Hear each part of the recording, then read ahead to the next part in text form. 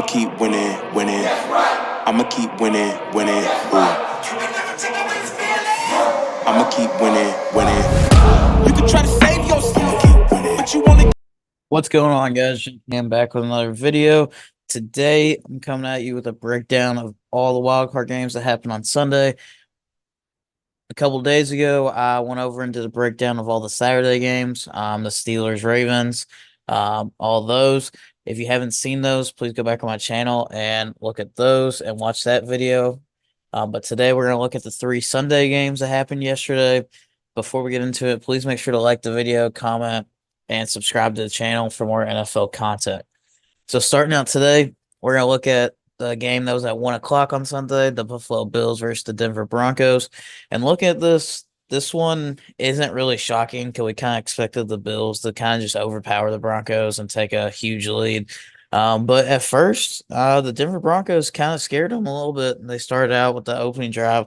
They had the 50-yard touchdown over the top to Troy Franklin that just beat the 2 safeties, and they kind of just mismanaged it, and he kind of just got behind them, and Bo Nix kind of just put it in the bucket. But after that, I think they both kind of just settled down. The Bills kind of just got themselves together. They kind of stayed in like little quarters, and they were pretty much able to kind of just force Bo Nix out of the pocket, and just kind of Bo Nix just couldn't make the throws.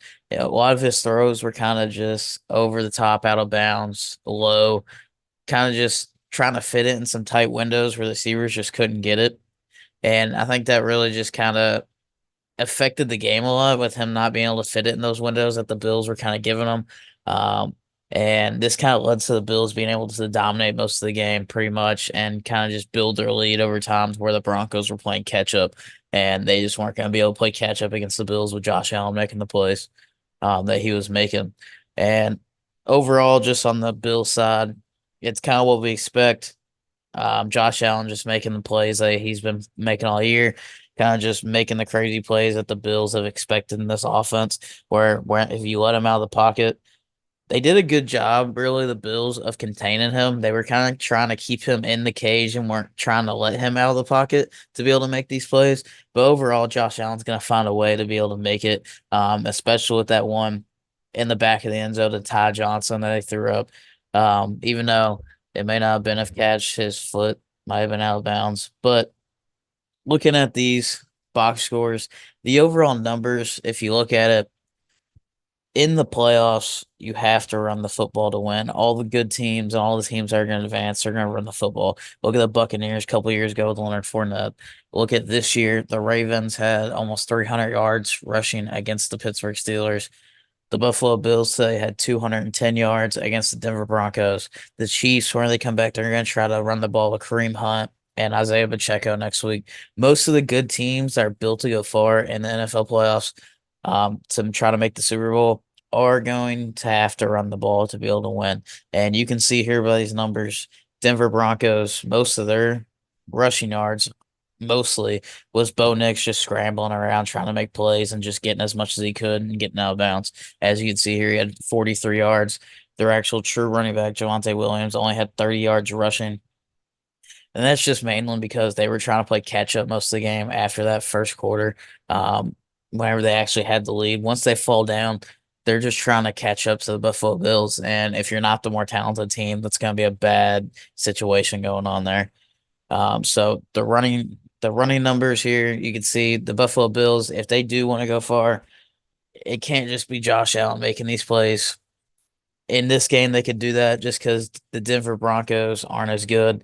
But they need to do more of this in the playoffs, especially next week against the Ravens. It's just going to have to be a run fest because James Cook getting 120 yards on the ground, that's what they need to be able to win, to make it far in these playoffs, to be able to compete with the Ravens and all them. Josh Allen making crazy plays, that's only going to take you so far.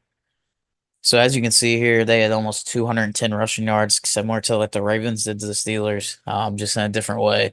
And that's honestly what they're going to need. Curtis Samuel stepped it up. He had a pretty good game. He had one of them catches where he made like 3 guys miss and it's kind of beat him to the edge, to be able to get upfield for that touchdown. And I think overall, this is kind of what we expected. There wasn't as many turnovers. There was actually none between the two teams. It was just more of it kind of shocked the Bills at first because the Broncos were doing such a good job of containing Josh Allen in the pocket and not letting him kind of get outside, and their edge rushers were kind of just building that restriction to not allow him to be able to get outside to make the plays. And then the Broncos hit one deep ball over the top, and it looks like a totally different game. But I think once the Bills settled in, they got their running game going to pretty much dominate up front in the trenches. And then Bo Nix kind of gets a little bit rattled because he has to come behind in his first playoff game. That kind of leads to this 31-7 game that we have where Bo Nix just can't calm down. He can't really hit his receivers. He was just way off target with a lot of his. I think Sean Payton had a pretty good game plan in place. It's just Bo Nix wasn't ready for the moment to be able to hit his receivers. They were either out of bounds, kind of low at their feet, just trying to fit it in a tight window. And I think in the future he's going to be able to do stuff like that. But in this game against one of the top teams in AFC and the potential MVP, it's just not a good combination for him to be able to do it. But they were able to keep it clean and not really get any turnovers. Defensively, the numbers are kind of similar. Um, just not as many tackles for losses either. It was just more of incompletions, punt, and then the Bills and Josh Allen here run the ball down the field on them, and then Josh Allen makes a play. So that's what leads to the Bills moving on and being able to take on the Ravens next week. So moving on to the Packers versus Eagles, the second of our three wild card games on Sunday. This one I think was a little bit more disappointing. Honestly, whenever I was making my predictions, I was very tempted to take the Packers. I thought the Packers might be able to pull this one off and kind of take that seventh seed upset role that they did last year against the Cowboys. But in whole, we have the Eagles pretty much dominating the Packers 22-10. The biggest point of this was Jordan Love. Jordan Love did not play very well. He had 212 yards, and the biggest key here was his three interceptions. His interceptions, just turning the ball over and not protecting it, kind of led the Eagles. I think it was just mostly turnovers for the Packers that kind of doomed them here because even on the opening kickoff, of the game, the Packers are getting it and they fumble it and give it to the Eagles, and the Eagles go straight down and score a touchdown to start the game. And it pretty much just puts them up, and the Packers never recovered from it, in my opinion. And the Eagles kind of just controlled the game at that point. And Jordan Love, once again, he's trying to force it. It reminded me a lot of Saturday's game with the Chargers and the Texans. The Chargers are pretty much just didn't seem all there once Justin Herbert started to get kind of into his slump. And I think that's the same way here. Jordan Love starts getting a slump, gets three interceptions, turns the ball over a lot. And they're pretty much trying to pound it in and bully the Eagles, and they're just not able to because the Eagles are honestly the more talented team with the receivers that they have and the weapons. The Eagles, Jalen Hurts might be able to hold them back, but they're so talented in other aspects that they're able to carry that above. And whenever you turn the ball over against them, you pretty much have no chance because they have that such dominant run game with Saquon, and you're pretty much just not going to be able to compete with them. And if you turn the ball over three times with three interceptions and on the opening kickoff with a fumble, it's all she wrote pretty much. You're not going to be able to come back from that. Although they were able to get a pretty good run game going, Jordan Love just was not able to complement it. Josh Jacobs was able to get 81 yards and a touchdown. Those are some hard fought yards that was going on. The Eagles with the score, with being up, they're able to pretty much play their game. Saquon's pretty much able to stay behind one of the best offensive lines in the NFL. And he's able to rack up 120 yards, even though he didn't get in the end zone. It's just how the Eagles play. Once they get the lead, it's very hard for them to lose it if they keep going and build that run game with Saquon. He's just going to wear it on, wear it on, wear it on, and he's going to bust one in the second half pretty much with the run game. Some other good additions was Devontae Smith, 55 yards. One of the keys here, though, too, a lot of people are talking about A.J. Brown only has one catch for 10 yards. A.J. Brown has been kind of complaining about not getting targets and not getting the ball. So that could be something that you could look at in the offseason that maybe the Eagles have to move on to A.J. Brown if he requests a trade. Who knows? But in all, Packers just turn over the ball way too much. They had 4 turnovers. And if you lose the turnover, well, there's 2 things: run the ball and take care of the ball in the playoffs if you're going to make a Super Bowl run. And the Packers kind of did one of them, even though the Eagles outgained them. So then they lose both aspects of that. because Saquon's going to go for 120. They're going to have 160 yards. Devontae Smith's going to get over it. They were just pretty much more physical. You could see it in that Dallas Goedert play. Dallas Goedert gets pretty much the tight end bubble, and he just stiff arms the corner down the sideline and gets straight into the end zone. And if you're more physical than a team and they just keep turning the ball over and put you in better positions and use capitalize on it, there's not very much you can do. You're just gonna take advantage of it, and the other team's not gonna be able to come back. And the Packers are gonna have to do better offensively. I think they have to one get corner, get Jair Alexander healthy, and take a corner in the draft. And I think they're gonna have to start looking at a true number one weapon because with their receivers they have a bunch of these little gadget guys, like a deep ball Christian Watson guy or a Jaden Reed that gets pretty much the sweeps and tries to make a man miss, but they don't have a true number one. If they had like an AJ Brown or a Devontae Smith on the receiving core, that would make the team a whole lot better and Jordan Love's job a lot easier, especially with what Josh Jacobs does in their run game. But they just don't have that true number one guy, and they're gonna have to figure that out in the offseason because with this receiving core and Jordan Love turning it over 3 times in a game, there's not going to be able to compete. And Eagles just plain out being more talented on the offensive side of the ball, and the defensive side of the ball really showed here with kind of the turnovers happening in place and them just bullying them. All right, and then finishing up with the last game on Sunday, the Sunday night game, the Washington Commanders against Tampa Bay Buccaneers. The Commanders hadn't won a playoff game since 2006. This is the first playoff one that they have. It's crazy what happens whenever you get a pretty good head coach combined with a phenom rookie quarterback, how that changes the franchise. And this is something you could see here with the Washington Commanders because, like I say, run game kind of wins you playoff games. This is the complete opposite and outlier from one of these because Jaden Daniels just went out there and balled and made plays with Terry McLaurin. The Buccaneers actually have the better run game between these two. I thought the key was going into this. I picked the Washington Commanders to win this game in my playoffs video where I made my predictions. I really thought the difference was going to be if the Buccaneers wanted to win this game.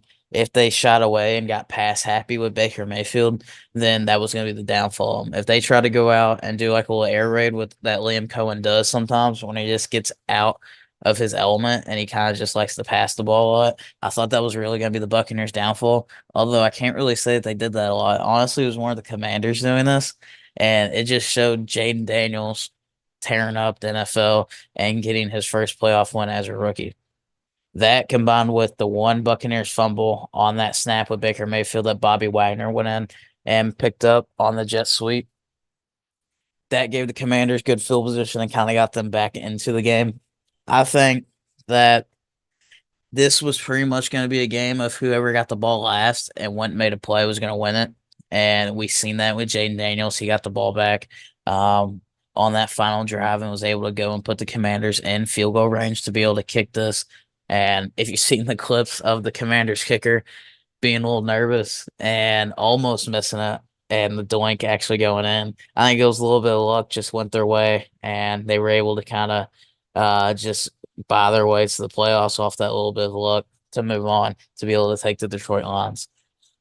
I do think this shows too in the offseason that the Commanders do need to upgrade at the running back position. Yes, they have some good guys. They got Austin Eckler. He's way too old to be able to win you football games.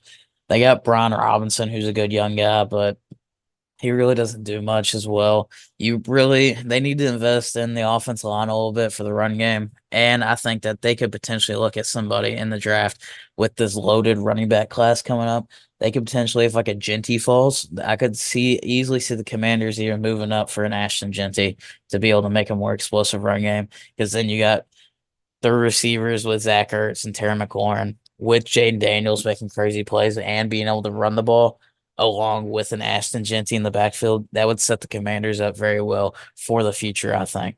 But the Buccaneers actually did not play a bad game either. Baker had a clean game. He went 15 for 18, 2 touchdowns. They just didn't put up any crazy stats. Bucky Irvin went off with his 77 yards. This is kind of going to be in the future. Rashad White's pretty much done with the Buccaneers. He is not really going to be getting the volume unless Bucky Irvin gets hurt. Bucky Irvin's really going to be the running back moving forward. Mike Evans does what Mike Evans does. He went and got his 7 for 92 and a touchdown. That's honestly more than what I thought he was going to get. I didn't think he was going to be as much of a factor. I thought it was going to be more Jalen McMillan, but it looked like the Commanders really focused on trying to shut down Jalen McMillan more than Mike Evans, which was a very interesting strategy, but it kind of worked out for him because they were able to kind of contain the Buccaneers offense and pretty much managed to get the last possession to be able to go down and win the game. The fumbles too here, like I said, that fumble really kind of set the Commanders up to be able to get back in the game. And it was kind of just on your own side of the field. Once the Commanders were able to get then it really put them in a good position to kind of take control of the game. Looking at the defensive side of the ball too, there wasn't many sacks. You're not going to be able to sack Jaden Daniels too much because he's going to be able to scramble, make the plays, as you've seen with his 36 yards rushing they led them with, and being able to throw it too with the 268. This was a crazy game by Jaden Daniels. They really just put the Commanders on his back, kind of in the Josh Allen way, where he was able to scramble around and just make the plays they needed to be able to win the game. Also, you're not going to get much pressure with the Buccaneers because their offense line's one of the best in the league with Tristan Wirfs at left tackle this year, actually, now moving over from that right tackle spot. But I thought the run game would be a little bit more for the Buccaneers, only 77 yards. I thought with the Washington Commanders being one of the worst run defenses in the NFL, I thought that was kind of shocking. They were kind of able to hold up with their two main D tackles that they have with Deron Payne in the middle, being able to hold it up. But the Commanders moving on to play Detroit. That should be an interesting one to see how Jaden Daniels plays in Detroit and kind of the run style. It's not a very good matchup for him. Like I said, they're one of the worst run defenses, and Detroit's just going to look to pound it down your throat, and they're not going to throw it unless they have to. So I don't think it's looking very good for the Commanders. But this was a great stepping stone up for future reference for Jaden Daniels in the future to know that you got to build around him and get him more of a running back, I think, in my opinion. But tonight we do have the Minnesota Vikings versus Rams. I think the Vikings are going to win that one. They got moved to Arizona, and we'll see what happens with that one. That's going to be going on here in about 30 minutes. But thanks for watching. Make sure you like and subscribe to be able to keep up with the channel and more NFL content, and I hope to see you back in another video. Yeah, feel like John Morant, need a triple-double, told him check the stats, yeah, I got a couple, I don't drop the ball, now I never fumble, I'm the MVP, now I feel like Russell, feel like John Morant, need a triple-double, told him check the stats, yeah, I got a couple.